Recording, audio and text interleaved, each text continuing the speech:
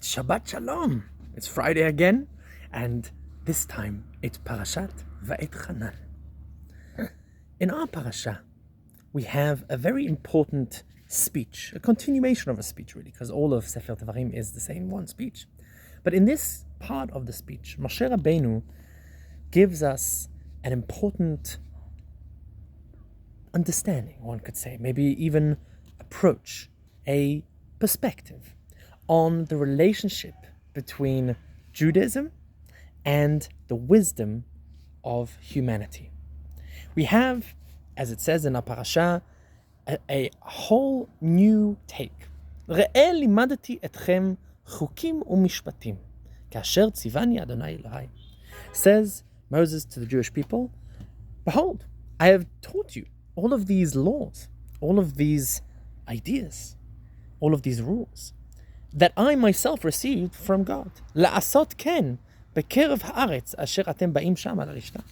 And the purpose of all of these laws is to keep them as a nation in the land of Israel, as a sovereign nation state. ושמרתם ועשיתם, and keep them and do them. Don't just, keep them on the shelf, but keep them in real life and actually live the life that the Torah prescribes. כי היא חוכמתכם ובינתכם לעיני העמים. Because that is your wisdom, chokhmatchem uvinatchem, your wisdom and deep understanding in the eyes of the nations. Asher yishme'un et kol hachukim ha'ele, and they will hear all of these laws. Ve'amru, and they will say, Rak am chacham v'navon hagoy hagadol hazeh.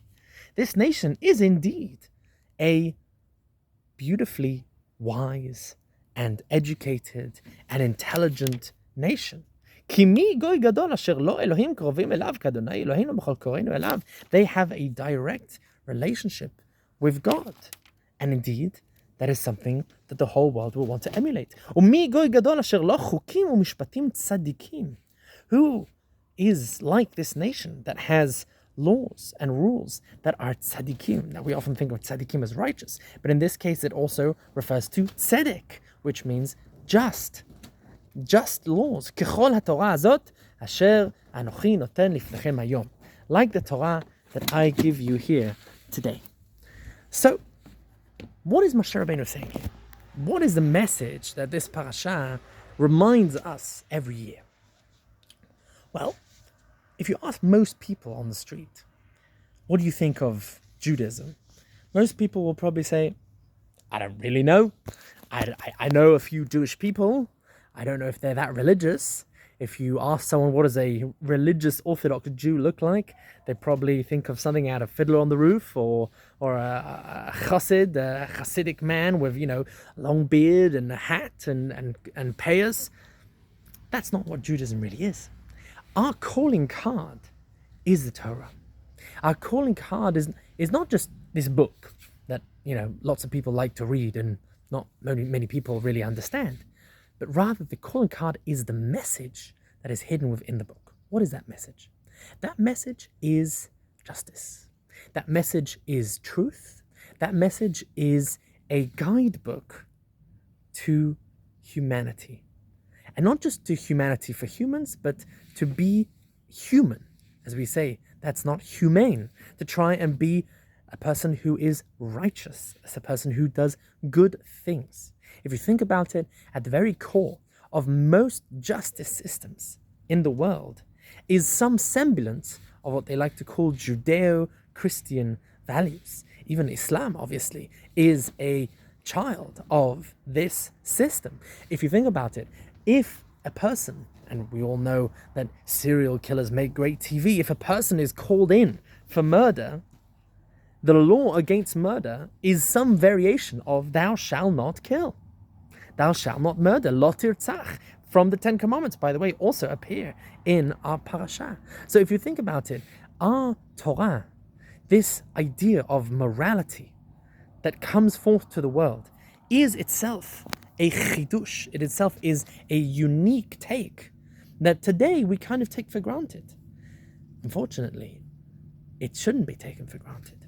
One of the most important differences between the Torah and ancient law codes, because It's not as if Judaism invented the ideas of laws. We have the Code of Hammurabi and many other codes from the ancient Mesopotamic civilizations. But one of the main differences is that those laws are usually laws that deal with situations. If someone murders, their punishment is X. If someone steals, their punishment is Y. The Torah comes along and says, thou shalt not murder. Thou shalt not steal. Obviously, there are parts of the Torah that also give law. If you murder, if you steal, then you have to be punished X, you have to pay Y, and so on and so forth. But the genius that Moshe Rabbeinu here touches on in our parasha is the idea that no, there is something that you should or should not do. There is a meaning to life. There is a path which you should try and follow. There is a goal that you should try and aim towards. The Torah literally translates as to do, hora'ah, to teach, to guide, to push, to grow. That is what Torah is. And indeed, another beautiful word that connects to that is horeh. Hora'ah is education. Horeh is parent. A parent is someone who brings forth. Leharot is also leharot, to be pregnant, to give birth, to bring into this world, to bring life. And indeed, Torat Chaim, we talk about the Torah of life, that is at the core of this message. So when people say, what have the Jews brought to the world? Well, in addition to all the cute videos you can find on YouTube, the Jews invented the cherry tomatoes and the USB, and they invented, Spider-Man. All of these true things that Jews have brought into the world, Albert Einstein and Freud and the like. But nonetheless, the key code at the very heart of the answer should be morality. The idea that human beings are created with a purpose. They are created with a meaning. They are created with a goal. They are created with a future. If we take that idea and we then look to see how everything in the Torah is connected to that, it is all connected to God speaking to man and saying, Ayeka, where are you? What are you doing now? How can you be better? How can you be more godly? How can you be more humane? That is at the heart of the Torah. So as we go through the next week, Bezrat Hashem, I challenge you all. We're now currently going through the summer holidays. We are now out of misgarot, as they like to say in Hebrew. We are out of the regular systems of the office, the school, the university, whatever it is. Most people are on their own or with family or having a moment to, breathe and air out their life. I challenge you to think about this. What is my life about? What is my trajectory? What am I doing? I'm about to start the next year, the next school year, the next work year. What do I want from my life? At the moment, I'm not working. What can I do?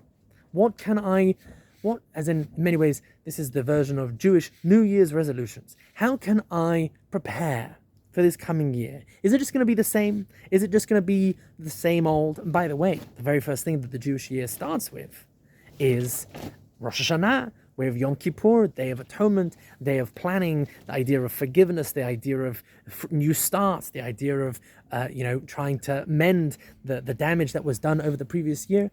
How can I prepare already, before we even enter that period? How can I prepare myself mentally, now that I have a moment to breathe?